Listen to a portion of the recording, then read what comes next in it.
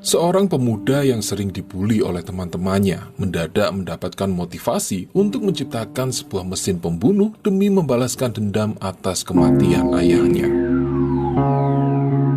Selamat datang di dalam plot film drama fiksi ilmiah Mesir berjudul Mousa.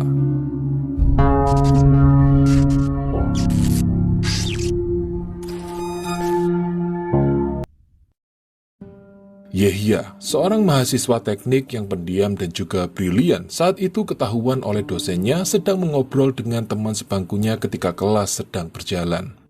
Atas hal ini, Yehya kemudian diminta untuk memecahkan persamaan yang saat itu sedang diajarkan di papan tulis.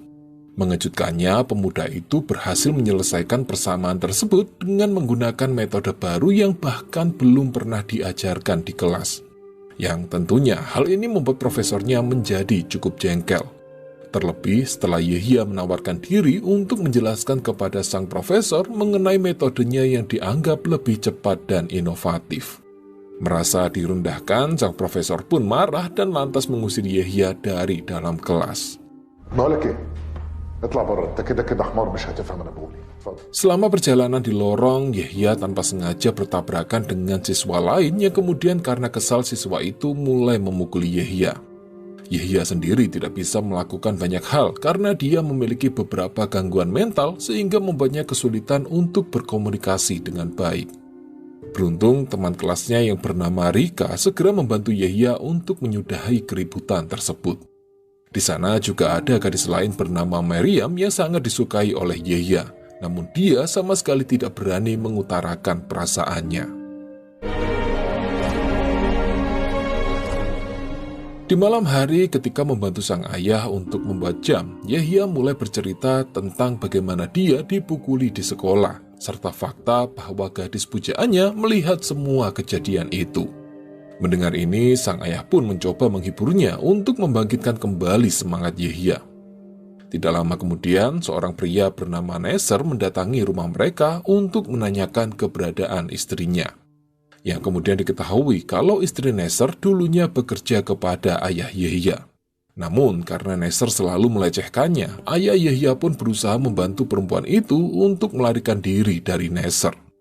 Bahkan si ayah menolak untuk mengungkapkan keberadaannya saat ini dan hanya mengatakan kalau istri Neser telah kembali ke keluarganya. Kesal dengan pernyataan itu, Neser pun menjadi marah dan bergegas untuk pergi sembari mengancam kalau dia akan kembali lagi. Setelahnya, pasangan anak bapak ini memasuki sebuah pondok tua yang dulu sering mereka gunakan untuk menghabiskan waktu bersama. Dan dari pembicaraan mereka diketahui kalau seharusnya Yehya memiliki kakak laki-laki yang bernama Mousa. Namun sayangnya Mousa kemudian meninggal tepat setelah dia dilahirkan. Maka dari itu, untuk menghormati saudara laki-lakinya, Yehya kemudian memberikan nama Mousa kepada sebuah robot mungil yang baru saja dia kembangkan. Di mana robot ini dilengkapi dengan perangkat canggih yang memungkinkan Yehya untuk mengendalikan robot tersebut hanya melalui pikirannya. Sang ayah tentu terkejut dengan hal ini dan lantas menyarankan agar Yehya menjual robot tersebut ke toko mainan untuk bisa menghasilkan lebih banyak uang. Di saat yang sama, Miriam tiba-tiba muncul di sana untuk menanyakan keadaan Yehya. Namun pemuda itu hanya mengangguk lalu pergi tanpa bisa mengucapkan sepatah kata pun. Kemudian Miriam bercerita kepada ayah Yehya tentang bagaimana pertama kali mereka bertemu. Pada dasarnya Miriam meminjam earphone milik Yehya untuk pelatihan pianonya. Namun ketika dia ingin mengembalikannya, Miriam tidak dapat menemukan keberadaan Yehya. Bahkan teman-teman sekelasnya pun tidak ada yang mengenal serta mengetahui di mana Yehya tinggal, yang menandakan bahwa Yehya tidak memiliki banyak teman. Singkatnya, setelah Miriam pergi, Yehya mengungkapkan pada sang ayah mengenai adanya pria lain yang lebih menarik darinya yang selalu bersama dengan Miriam di sekolah. Mendengar ini, sang ayah pun menasihati pemuda itu dan memintanya untuk memberanikan diri berbicara dengan Miriam mengenai perasaannya. Di saat yang sama, tiba-tiba Neser kembali bersama anak buahnya untuk memberi pelajaran kepada ayah Yehya serta mencuri semua barang berharga yang ada di sana. Sementara itu, Yahya yang tidak memiliki keberanian untuk membela ayahnya hanya mampu bersembunyi di dapur sambil menggenggam sebuah pisau. Dan singkat dari kejadian itu, Neser bersama anak buahnya membakar ruangan serta meninggalkan sang ayah untuk mati terbakar di sana.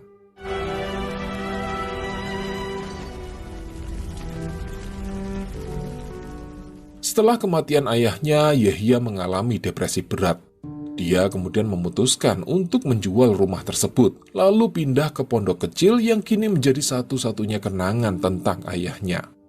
Dia sangat sedih dan merasa bersalah karena tidak bisa melakukan apapun untuk berusaha menyelamatkan ayahnya. Terlebih lagi setelah pihak kepolisian memutuskan untuk membebaskan Nasr dari tuntutan akibat kurangnya bukti yang didapat. Pada satu momen, Yahya sempat mencoba untuk bunuh diri. Namun dia tidak melanjutkan keputusan impulsifnya setelah tiba-tiba dia mulai berhalusinasi mengenai keberadaan ayahnya, yang mengatakan bahwa Yahya harus membalas kematiannya. Karena jika Neser masih dibiarkan berkeliaran, bisa saja suatu saat pria itu membuat ulah yang sama dan menciptakan anak-anak yatim piatu lainnya. Berkat motivasi baru inilah, Yahya kemudian menggunakan uang hasil penjualan rumahnya untuk menciptakan robot Musa yang jauh lebih besar dengan teknologi yang jauh lebih canggih.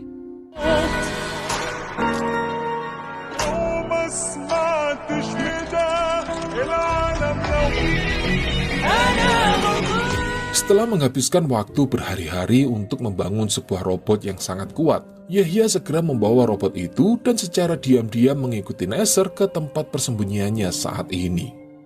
Sampainya di sana, Yahya menunjukkan keberadaannya dan memancing anak buah Neser untuk mengejarnya. Dia kemudian bersembunyi di sebuah ruangan dan mulai menggunakan perangkat canggihnya untuk menghabisi anak buah Neser.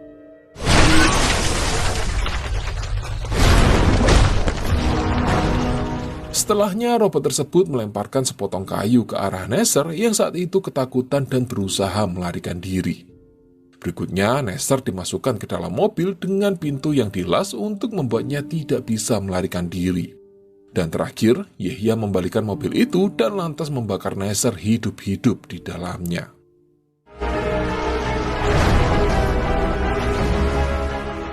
Tanpa disangka, semua kejadian itu ternyata disaksikan dan direkam oleh seorang supir bajai. Dan karena orang tersebut tidak bersalah, Yahya lantas membiarkannya pergi. Yang pada akhirnya, video yang direkam oleh pria itu pun tersebar dan dengan cepat menjadi trending di platform digital hingga ditonton ratusan juta kali. Bahkan berita televisi pun mulai berbicara tentang kekuatan luar biasa dari sebuah robot yang diketahui bernama Musa ini. Tentu keberadaan robot pembunuh yang sedang berkeliaran membuat orang-orang mulai memiliki perspektif yang berbeda. Ada yang kagum, namun ada juga yang ketakutan. Sehingga Kementerian Dalam Negeri lantas menyerahkan kasus ini kepada pihak kepolisian. Dan untuk lebih bisa memahami karakteristik dari robot tersebut, mereka kemudian meminta bantuan dari seorang profesor mekatronik bernama Dr. Fares, yang tidak lain dan tidak bukan adalah dosen yang mengajar di Universitas Yahya. Dan karena kebetulan saat itu Dr. Fares sedang membutuhkan uang dalam jumlah besar untuk mengobati putranya yang sedang sakit, dia pun segera menyetujui tawaran tersebut. Di sisi lain, Yahya menerima surat tercetak dari orang misterius, yang mengklaim bahwa dia tahu kalau Yahya adalah orang yang telah menciptakan robot Musa. Di saat yang sama, Rika mendatangi pondok untuk memberitahukan bahwa dia menemukan buku catatan milik Yahya yang dilengkapi dengan sketsa gambar robot Musa. Dan hal itu membuat Rika yakin bahwa Yahya lah yang telah menciptakan robot itu. Dia berusaha meyakinkan Yahya kalau keberadaannya di sini adalah untuk membantunya. Sehingga dengan adanya pernyataan itu, pemuda tersebut pun menunjukkan keberadaan Musa yang saat ini tersimpan di dalam ruang bawah tanah.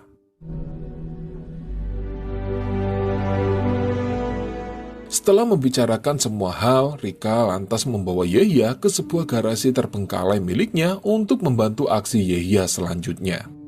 Diketahui kalau Yahya mendapatkan pesan tercetak dari seorang teman pria yang dia kenal dari deep web. Dan pria itu meminta Yahya untuk menghabisi kelompok kriminal yang selama ini telah menjual narkoba, senjata, serta organ manusia dari anak-anak yang diculik. Rika meyakinkan Yehya bahwa dengan keberadaan Musa saat ini, mereka berkemungkinan besar untuk bisa memberantas para penjahat dan mengubah keadaan dunia. Dia juga menyarankan Yehya untuk memberitahu hal ini kepada Miriam, karena mungkin dengan begitu dia bisa memenangkan hatinya. Singkat cerita, Yehya bersama Rika membentuk sebuah tim dan mendatangi lokasi persembunyian kelompok kriminal yang sebelumnya ditunjukkan oleh pria misterius dari Deep Web.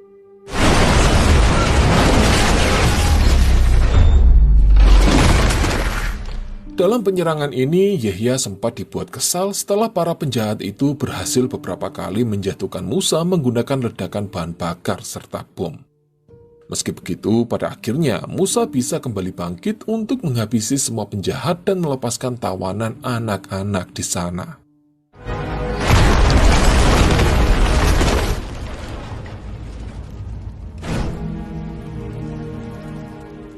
Segera insiden tersebut diketahui oleh publik dan membuat Musa menjadi semakin terkenal setelah sebuah berita televisi menyampaikan detail kejadian mengenai Musa yang telah membunuh 20 kriminal berbahaya. Ketika para polisi tiba di tempat kejadian perkara, Fares menemukan sepotong logam yang tidak sengaja terlepas dari Musa akibat ledakan yang diterima. Hal ini segera membuat Fares menyadari kalau sebenarnya robot itu dikendalikan oleh seseorang dari jarak jauh. Di sisi lain, Yehya mulai mengajari Rika tentang bagaimana cara mengendalikan Musa.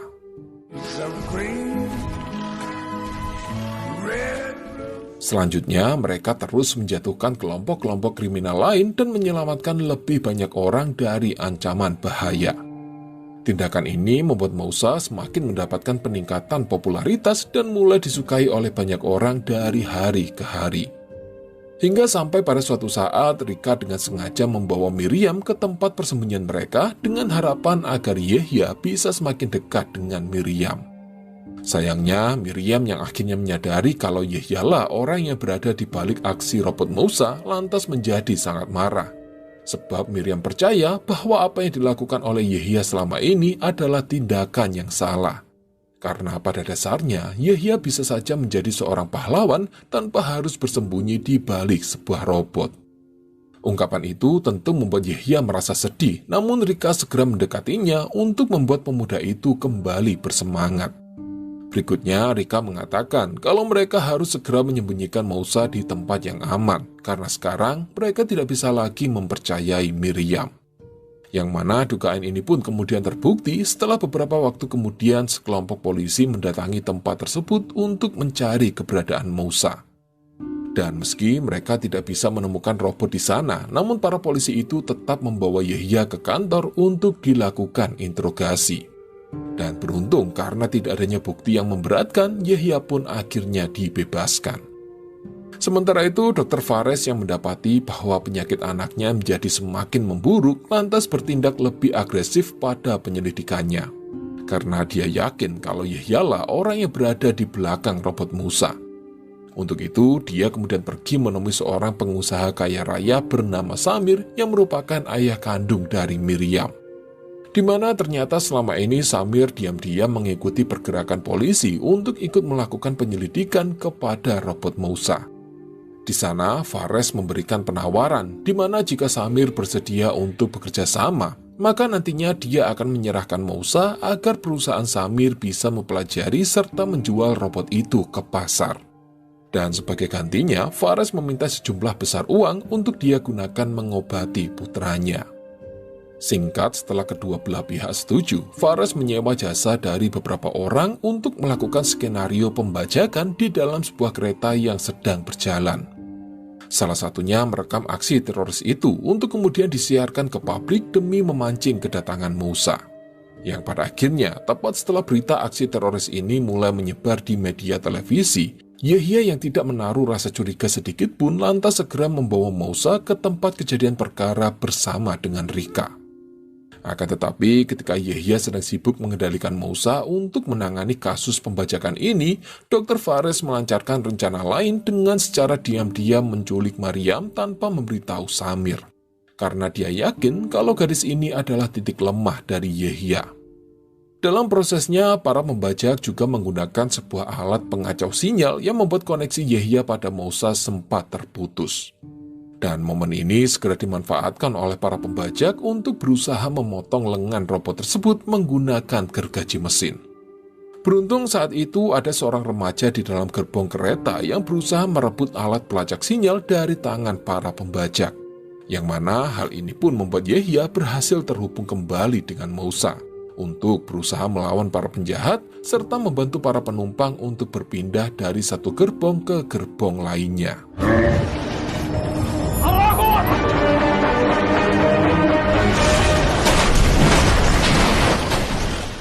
Sesampainya mereka kembali ke tempat persembunyian, Yehya mendapati sebuah kaset berisi rekaman mengenai penculikan yang dilakukan pada Miriam.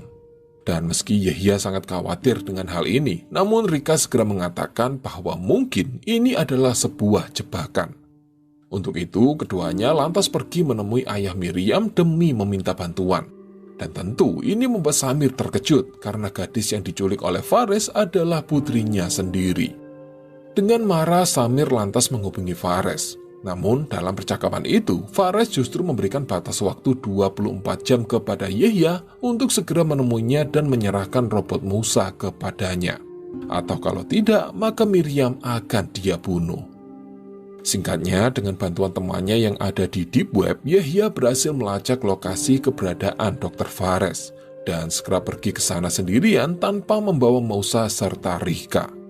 Namun sebelum itu, Yehya lebih dulu memposting sebuah video online untuk mengungkapkan seluruh kebenaran mengenai dirinya, serta memberitahukan koordinat lokasi kepada para polisi tempat di mana dia menyembunyikan robot Mousa. Segera para polisi pun bergerak cepat untuk menuju ke tempat yang dimaksud. Akan tetapi, sesampainya di lokasi, ternyata Yehya telah memasang bom waktu pada Mousa yang kemudian meledak tepat ketika polisi sampai di sana.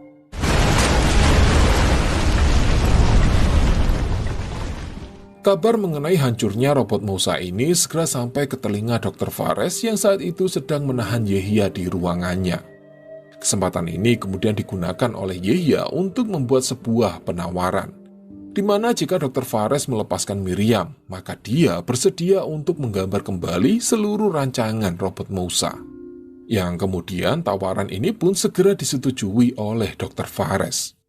Namun ketika Miriam telah dibebaskan dan masuk ke dalam mobil Rika, Yehya justru bangkit dari meja dan lantas mengambil sebuah obat dari dalam sepatu serta menutupi hidungnya menggunakan bajunya. Bersama dengan itu, datanglah sebuah mobil lain yang menyebarkan asap di sekitar area, yang seketika itu membuat seluruh anak buah Dr. Fares yang sedang berjaga di luar satu persatu mulai tidak sadarkan diri. Sementara Dr. Fares sendiri berhasil menyelamatkan diri dengan secepatnya pergi dari bangunan, di mana ternyata mobil tersebut adalah kelompok dari teman Yehya yang berasal dari Deep Web. Kelompok itu kemudian mematikan lampu serta menanam beberapa bom pada tiap sudut bangunan. Bersama dengan ini, Yehya menghubungi Rika untuk memintanya membawa Miriam pergi secepatnya. Yehya juga sempat menyatakan perasaannya kepada Miriam tepat sebelum gedung tersebut meledak. Rika dan Miriam mengira kalau Yehya mati dalam ledakan itu. Namun ternyata teman Yehya yang berasal dari Deep Web menemukannya masih dalam keadaan hidup. Sementara itu, di lokasi ledakan robot Mousa, seorang pria misterius lainnya menemukan potongan logam yang berasal dari tubuh robot Mousa.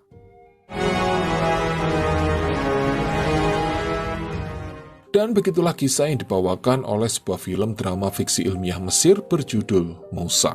Bagaimana pendapat kalian? Tulis saja di kolom komentar.